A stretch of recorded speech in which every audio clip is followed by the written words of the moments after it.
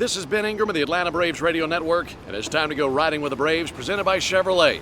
See who else is joining us today.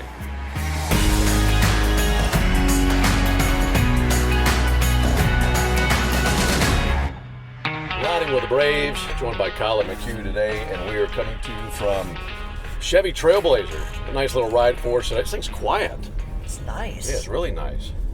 I'd never driven one of these before until today, but really liking it, and fun we get to go on a little ride in it today. My aunt had one of the old red Trailblazers back in the day. Yeah. And I just remember thinking, like, that's the car. You know, like Right. Middle school you was like, you can't wait to drive. Yeah. And you're like, I'm going to get a Trailblazer. And it's going to be the coolest thing. That is cool. Well, we got the brand new one today, and I'm glad you're able to join us today and get a little drive to the ballpark.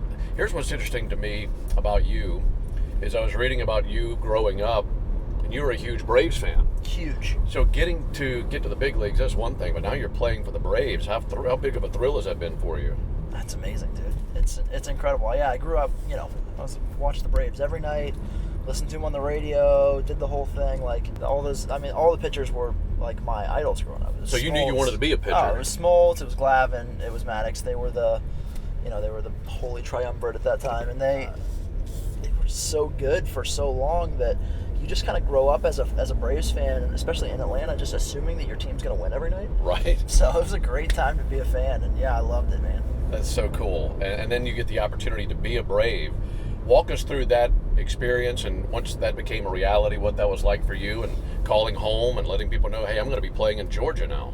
Yeah, so I've played all around in my career. I've been, looking back, I've lived in 22 different cities over the course of my pro career. So, the idea that I could come home and actually like live at my house and then come to the park and then go back and like sleep in my bed just like never felt possible. And the longer I played, I was like, I might get to free agency. And I was like, if I get to free agency, I might actually have a shot at playing at home. And, for 2 years, we kind of tried to get here, and COVID happened, and some injuries happened, and, we weren't able to make that deal until this past offseason. And, man, when we did, I remember getting the phone call from my agent being like, hey, we've got a deal in place. What do you think? I was like, do not let him get off the phone. I was like, sign the deal. Yeah, and call my mom, call my family, get to tell the kids, like, hey, I'm going to be at home. I'm going to take you to school in the mornings. I'm going to come back home at night. It's pretty special. That's a game changer. I'm telling you, it's a dream come true, without a doubt. Yeah, you're used to being around till into January, early February, and then you're out of there, and then it's see you when I see you. Yeah, I was talking to my buddy the other day, Aaron Tuning. He's like a comedian in Atlanta, and he was like, dude, well, I was just assuming that we were going to, like every other year, just going to say bye in February at Valentine's Day and say, hey, we'll see you at Halloween. Now they're stuck with you. Now they got to see me every day, which is, honestly, it's worse on their part. Yeah, that's funny. Well, you've had some great stops along the way. You played for some really good teams. And looking back at your career, you've pitched in some really big games. And just take us through your journey, your career, and some of the highlights between you getting started and you being here in Atlanta. Dude, I feel like I've lived like 5 different baseball careers at this point. It's wild. I just turned 35 the other day, and I've been doing this since I was 20 years old. So I got drafted by the Mets out of Berry College up in Rome, Georgia, if you know it. Braves got an affiliate up there in Rome, have for years. So Braves have been close to home for a long time for me. But yeah, I went to school up there for a few years, and then was fortunate enough to get drafted. Worked my way all the way up through the Mets organization, kind of hit every level on the way up. Every level I was like not the best player still. There were always like guys who were way better ahead of me, way more talented, and I think just staying the course, getting lucky, being good at the right times. Mm-hmm. I got an opportunity in 2012 to make it to the big leagues with the Mets, and I forget my debut. My family was there, a bunch of friends up at Citi Field, threw the ball great, and I was on top of the world, and then it was terrible for the next year and a half. Just awful. So it was a grind trying to kind of reinvent myself and figure out how to get out consistently at the big league level. I could do it in the minor leagues. It took some seasoning to get up here at the big leagues. I talk to a lot of the younger guys now about that. Whenever baseball's going to baseball you. You're going to have struggles. You're going to have some bumps and bruises along the way, and just reminding people from my story, just if you stay the course and you continue to put the work in every day, fortunate to have a little bit of luck, you're gonna get a chance to be in this game for a long time. So let's drift from baseball for just a little while. What do you like outside of the game? What are some of your favorite things to get involved with when there's not a season, you're in the middle of your off season and able to do whatever you want to do? Yeah, able to do whatever you want to do is a relative thing when you have two kids. So if any parents out there, they understand that. But I love being a dad. I love hanging out with my boys, and they're 6 and 3 now, so they're at a really fun age. Just started school, so getting to kind of like relive what going to school feels like through the eyes of a kindergartner is a really special, really special and interesting thing. But I got a great community here in town. A lot of really close friends that I've been with for a long time. They've known me for years, good, bad, and ugly. So to have them still kind of stick around is a big deal. My mom's still up in town. I've got a whole crew of people that I love hanging out with. So we do fire pits in the backyard in the off season.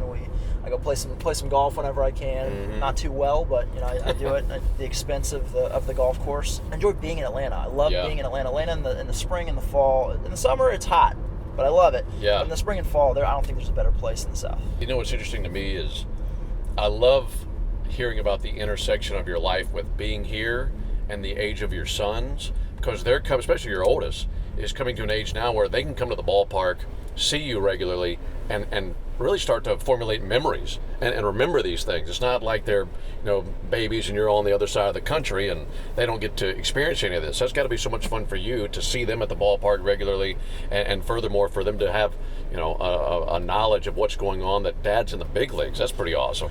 I remember when my oldest was born, I thought, man, I gotta play for at least long enough for him to remember me as a baseball player, as a big leaguer. I don't know how long that is, maybe 5 years, 6 years. And now he's 6, and I feel like I've hit that milestone. I keep reminding him, I'm like, hey, just remember, your dad played baseball. keep grinding that into you. I got all kinds of memorabilia back home. So, when he's older and I'm older and I'm out of this game, he'll have a couple things to look back at and say, did you used to play? I can look back at the stadium and say, hey, right there. Dad wasn't bad. Right there. That's where I was. That's right. Well, this bullpen that you're a part of, it's such a talented pen, and they're getting to build on what they had last year, and then you welcome in guys like you, and that only adds another layer of depth to this bullpen. How about this pen being a part of what these guys are and some of those characters down there, what it's like working with those guys every single night? It's awesome, man. I was a starter for the first 7-8 years of my career, and kind of transitioned to the bullpen, and I was pretty amazed at how much I loved being down there with the guys. Just every day you kind of become a little family, and I'm gonna put us up there with the best in baseball, both talent wise, personality wise. We like hanging out. We got a group chat it's blowing up every day. We're always messing around with each other. Yeah, to bring in the talent that we have here, to bring in Kinley and Kirby Yates is coming back, and the guys from last year who showed what they were capable of over the course of August, September, October. Putting them together as that night shift has been. I've just been trying to kind of drink from a fire hose here and still learn, because I'm still relatively new to this. Well, I love that you mentioned the chemistry that you guys have. You can need that in any sport, but especially this. We do this every single day. Yeah. You're around these guys more than you are your family and your friends. So if you don't have that, it's going to be a long season. And do you feel like this has been one of the best bullpens in terms of chemistry that you've been a part of?